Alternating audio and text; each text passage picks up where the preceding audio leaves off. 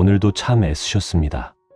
앞만 보고 달려온 세월, 어느덧 거울 속에는 낯선 얼굴의 한 노년이 서 있습니다. 자식들 키우느라, 부모님 봉양하느라, 그리고 사회가 요구하는 성공이라는 이름의 파도를 넘느라 정작 당신의 마음은 얼마나 핥히어지고 지쳐 있습니까?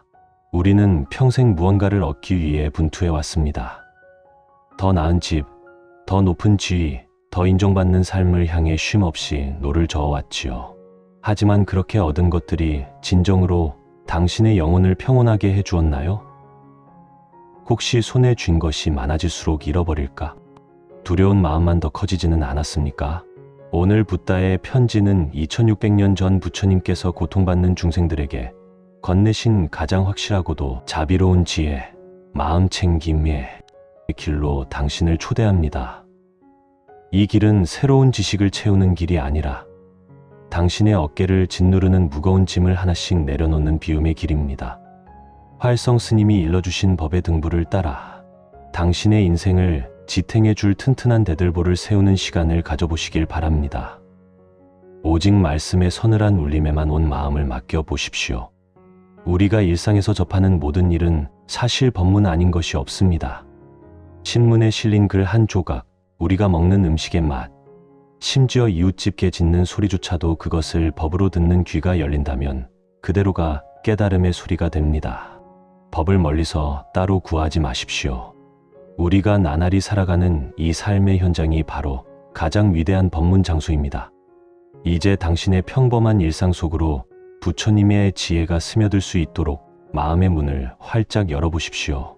우리는 왜 늘 불안하고 불만족스러울까요? 부처님께서는 그 이유를 우리가 지금을 살지 못하기 때문이라고 말씀하셨습니다.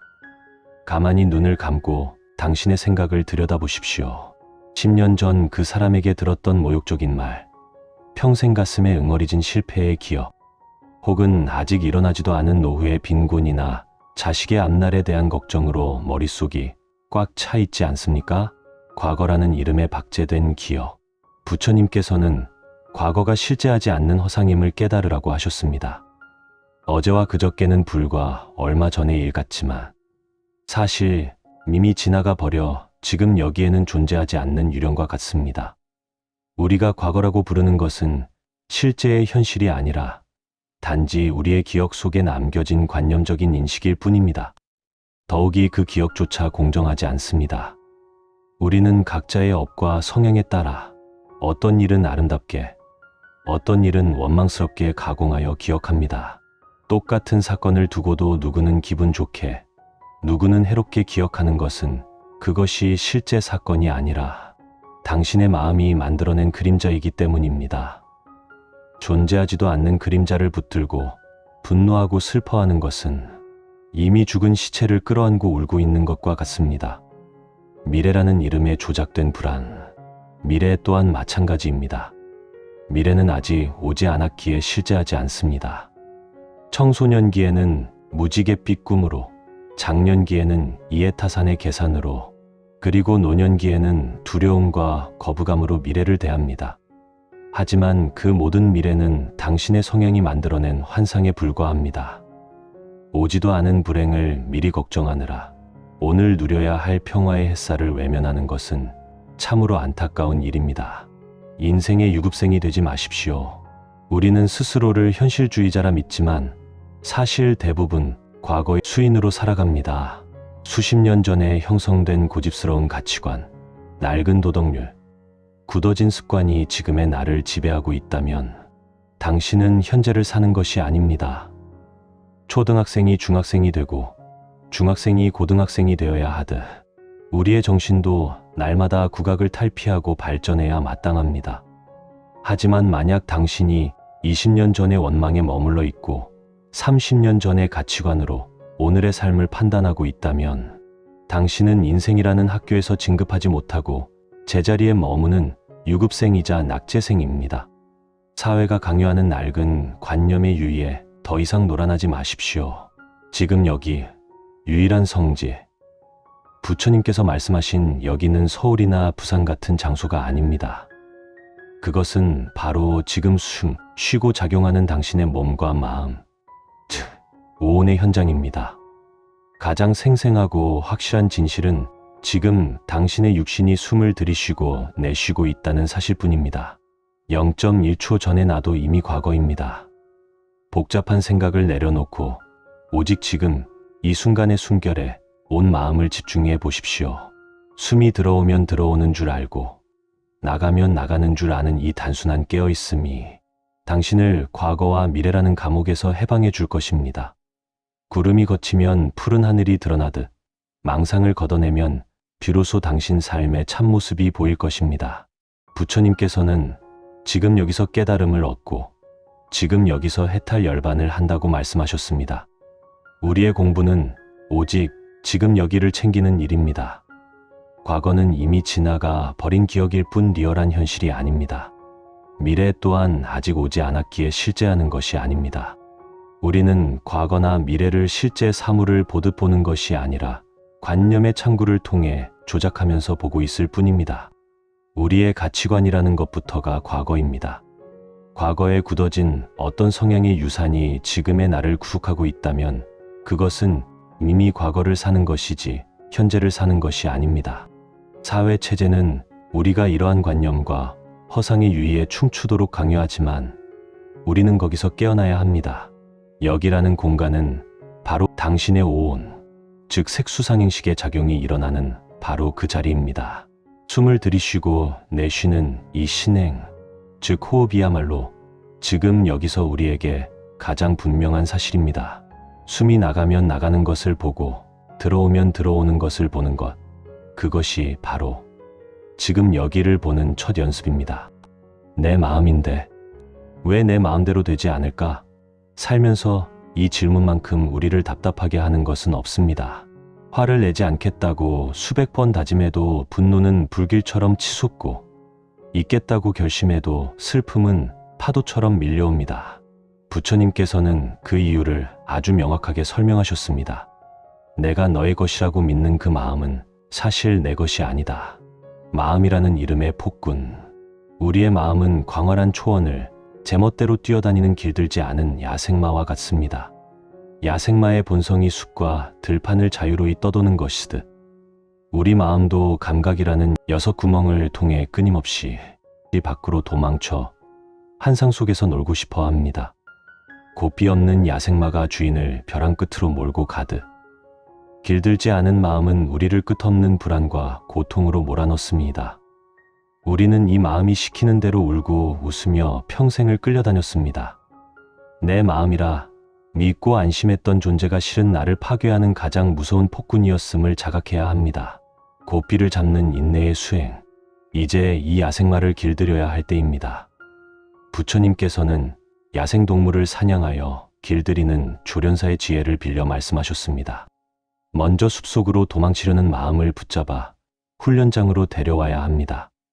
그리고 튼튼한 말뚝을 받고 절대로 끊어지지 않는 강한 줄로 그 동물을 단단히 묶어두어야 합니다. 여기서 말뚝은 지금 여기의 실제이며 튼튼한 줄은 당신의 깨어있는 주의력입니다. 처음 수행을 시작하면 이 야생마는 수만 번도 더 줄을 끊고 도망칠 것입니다. 1분도 채 앉아있지 못하고 마음은 벌써 과거의 후회와 내일의 걱정이라는 숲으로 달려가 버립니다.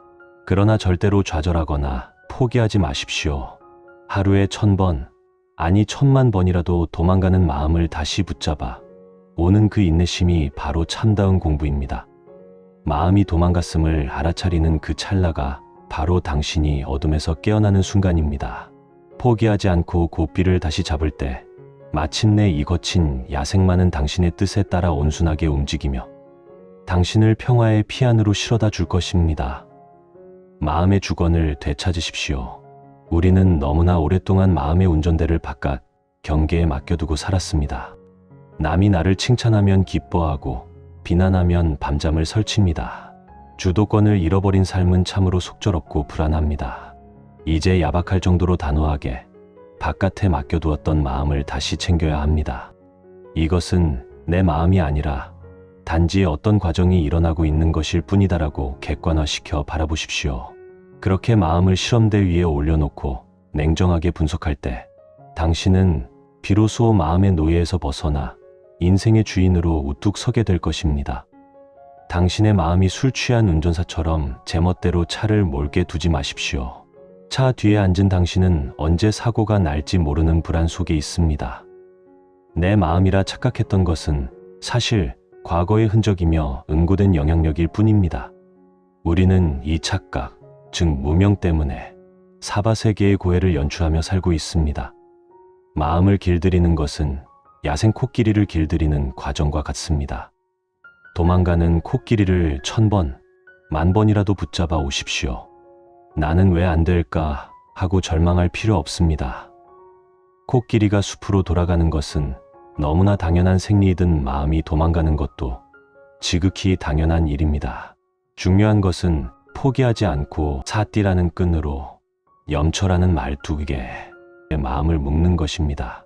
처음에는 끈이 약해 자꾸 끊어지겠지만 계속해서 챙기다 보면 나중에는 마음을 조종하여 인생의 방향을 잘 잡아나갈 수 있게 됩니다. 서두르지 마십시오. 먼 길을 걷는 사람은 한 발 한 발 묵묵히 걸어갈 뿐입니다. 당신의 마음 야생마를 길들여 팔 정도의 길을 나아가는 훌륭한 탈것으로 만드십시오. 우리의 마음은 태초부터 감추어져 온 신비로운 광산과 같습니다. 그 깊은 곳에는 세상을 밝힐 찬란한 지혜의 보석이 들어있지만 안타깝게도 그 겉면은 오랜 세월 쌓여온 탐욕의 흙과 분노의 오물로 두껍게 덮여 있습니다. 많은 이들이 마음을 그대로 둔 채 겉만 화려한 옷으로 포장하려 애쓰지만 마음 자체를 수술하지 않고서는 결코 진정한 평화에 이를 수 없습니다. 마음을 삭히고 가르는 지혜. 부처님께서는 우리 마음을 날 것 그대로 쓰지 말라고 경고하셨습니다. 타고난 성품이 좋다고 안심하지 마십시오. 인간으로 태어난 이상 우리 모두는 이기적이고 독한 삼독심의 덩어리를 품고 있기 때문입니다. 부처님께서는 이날 것의 마음을 마치 음식을 푹 삭혀 깊은 맛을 내는 발효식품처럼 수행을 통해 깊이 있게 숙성시켜야 한다고 가르치셨습니다. 공부의 시작은 뒤엉킨 실타래를 하나하나 풀듯 마음을 아주 미세한 가닥으로 분석하는 것입니다. 마음의 빗질, 택법의 공덕, 이를 마음 빗질이라 합니다. 엉킨 머리카락을 빗질하여 먼지를 털어내고 가닥을 잡듯 지금 내 마음에서 일어나는 요소가 나를 해방하는 좋은 요소인지 나를 올가매는 나쁜 요소인지 철저히 가려내야 합니다. 여기서 놀라운 진리는 내 마음속의 나쁜 요소를 정확히 들여다보고 아, 이것은 해로운 것이구나라고 명확히 인지하는 순간 그놈은 힘을 잃는다는 사실입니다. 마음의 어두운 요소들은 무지라는 영양분을 먹고 자라는데 당신이 지혜의 눈으로 그것을 똑바로 응시하면 영양 공급이 차단되어 스스로 시들시들 말라 죽게 됩니다. 억지로 나쁜 생각을 죽이려고 싸울 필요가 없습니다. 그저 빗질하듯 그것이 무엇인지 낱낱이 분석하고 이름표를 붙여 바라보기만 하면 됩니다. 침묵 속에서 빛나는 본성, 마음을 들여다보는 일은 때로 두렵고 수치스러울 수 있습니다. 거울 속에 비친 자신의 부끄러운 민낯을 마주하는 것처럼 외면하고 싶을 때도 있을 것입니다. 하지만 뚜껑을 덮어두고 겉모습만 분칠한다고 해서 내면의 부패가 사라지지는 않습니다. 용기를 내어 내 마음이라는 성역을 허물고 그것을 실험대 위에 올려놓고 냉정하게 분석해 보십시오. 무아우어의 칼로 마음을 찢어낼 때 비로소 당신은 마음의 노예가 아닌 주인이 될 수 있습니다. 엉킨 요소들이 정돈되고 때가 벗겨지면 당신이 본래 가지고 있던 찬란한 본성이 보름달처럼 환하게 떠오를 것입니다. 세상의 비방과 칭찬에도 흔들리지 않는 거대한 바위와 같은 평온, 그것이 바로 당신의 참모습입니다. 우리의 음식 문화가 날 것을 먹지 않고 발효시켜 제3의 맛을 즐기듯 마음도 푹 삭혀서 써야 합니다. 소리를 낱마처럼 갈기갈기 찢어서 빗질하듯 가다듬는 명창의 도리처럼 마음 또한 위방과 즉 분석을 통해 갈기갈기 찢어야 합니다. 두 가닥만 엉켜 있어도 그것은 이미 순수한 법이 아닙니다. 마음을 가닥가닥 나누어 선법과 불선법을 가려내는 것이 바로 마음의 빗질입니다. 이것은 나쁜 요소다라고 꿰뚫어 보는 순간 마하라에 미혹되어 공급하던 자양분이 차단됩니다. 불교는 나쁜 것도 일부러 죽이지 않습니다. 단지 분석하여 빗질할 뿐이며, 그러면 불선한 요소는 재행무상이라는 법의 성질상 스스로 사라지게 됩니다. 마음을 성역으로 모셔두고 옷만 갈아입히지 마십시오. 무아의 진리에 입각하여 마음을 객관적인 연구 대상으로 삼고 철저히 파악하십시오. 모르면 신비가 되고 신비는 내 의지 밖의 일이 됩니다. 마음을 낱낱이 쪼개어 빗질하고 댕기 따아내리듯 가다듬을 수 있는 기술, 그것이 바로 당신을 자유롭게 할 불법입니다. 우리는 한평생 남의 눈치를 보며 세상이 정해준 역할극을 충실히 수행하며 살아갑니다. 좋은 직장, 인류라는 명성, 화려한 겉모습이 곧 나라고 착각하며 남들의 기준에 맞추기 위해 숨가쁘게 달려왔습니다. 하지만 이 모든 짐을 내려놓았을 때 당신은 진정 누구입니까? 오늘 부처님께서는 우리에게 사회가 요구하는 사회살이를 멈추고 존엄한 나로 돌아가는 사람살이를 시작하라고 말씀하십니다. 안전한 항해를 위한 준비. 참된 사람으로 산다는 것은 준비 없는 무모한 모험이 아닙니다. 마치 거친 대양을 항해하려는 선원이 배의 선체를 점검하듯 우리는 개라고 불리는 도덕적 청정함을 먼저 갖추어야 합니다. 많은 이들이 과정을 생략하고 명상의 달콤한 교실만 맛보려 하지만 기초 없는 공부는 사상누각과 같습니다. 남을 속이는 것보다 무서운 것은 자기 합리화에 속아 나 자신을 속이는 일입니다. 내가 지금 거짓말을 하고 있지는 않은지, 겉으로만 착한 척하고 있지는 않은지 투명하게 돌아보십시오. 이 도덕적 정돈이 선행되지 않는다면 당신이 공들여 쌓은 평화의 탑은 한순간에 무너져 내릴 것입니다. 인생의 보습날을 날카롭게 하라. 부처님께서 제시하신 팔정도는 우리 인생의 항로를 밝히는 가장 정교한 지도입니다. 그 중에서도 마음 챙김은 밭을 가는 쟁기의 보습날과 같습니다. 지혜라는 쟁기가 아무리 좋아도 보습날이 무디면 무지라는 딱딱한 땅을 한 뼘도 일굴 수 없습니다. 또한 마음 챙김은 소를 모는 막대기와 같아서 당신의 정진이 엉뚱한 길로 빠지지 않도록 매 순간 올바른 방향을 잡아줍니다. 깨어있는 의식으로 당신의 말과 행동, 생각을 지켜보십시오. 그것이 바로 가짜 삶의 환상에서 벗어나 해탈의 곡식을 거두는 유일한 방법입니다. 당당하게 당신만의 길을 가십시오. 이제 타인의 시선이라는 감옥에서 걸어 나오십시오. 남의 허물을 찾는 현미경을 내려놓고 자신을 비추는 거울 앞에 겸허히 서십시오. 우월감도 열등감도 모두 분석해보면 아무런 근거가 없는 신기루일 뿐입니다. 사회가 요구하는 성공에 헐떡거리던 삶에서 깨어나 자기 삶의 고귀한 가치를 스스로 결정하는 사람살이를 시작할 때 당신의 인생은 비로소 완성될 것입니다. 당신은 이미 존재만으로도 충분하고 온전하며 존엄한 부처입니다. 오늘도 당신의 깨어있는 발걸음마다 평화의 꽃이 피어나길 발언합니다. 에베레스트에 오르려면 지도와 장비가 필요하듯 수행의 길도 체계적인 준비가 필수입니다. 마음의 평화를 얻겠다는 욕심만 앞세워 덤비면 엉뚱한 길에서 조난을 당하기 십상입니다. 부처님 법 공부는 회계정의 순서를 지켜야 합니다. 부처님이 밝히신 법의 등부를 먼저 빌려 앞길을 환히 보고 개를 닦아 안팎으로 청정해진 후에야 깊은 산매에 들 수 있습니다. 개는 지킬수록 이롭고 어길수록 손해인 실제적인 삶의 지침입니다. 사회살이에 시달리는 당신에게 지금 필요한 것은 남보다 나아지려는 성급함을 버리고 정정진, 즉 자기 내면을 철저히 점검하는 노력입니다. 사띠는 밭을 가는 보습날이자 소를 모는 작대기입니다.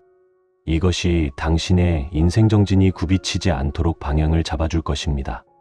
사회적 성공과 체면을 위해 가면을 쓴 채 헐떡거리던 삶을 이제 멈추십시오. 당신을 옥죄던 열등감과 우월감을 분석하여 폐기하십시오.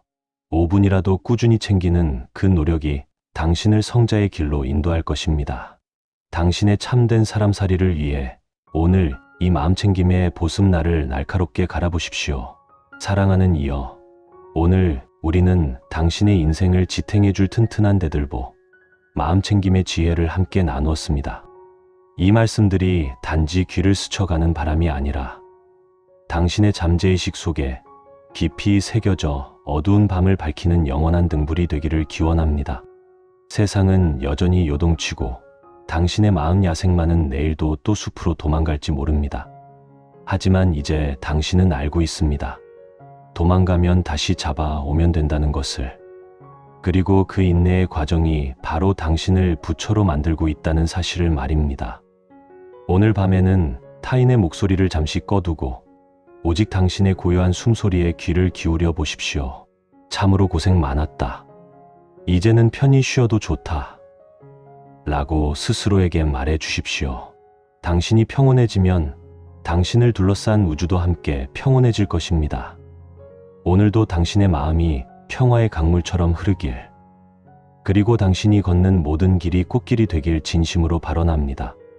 나무아미타불, 관세음보살, 성불하십시오.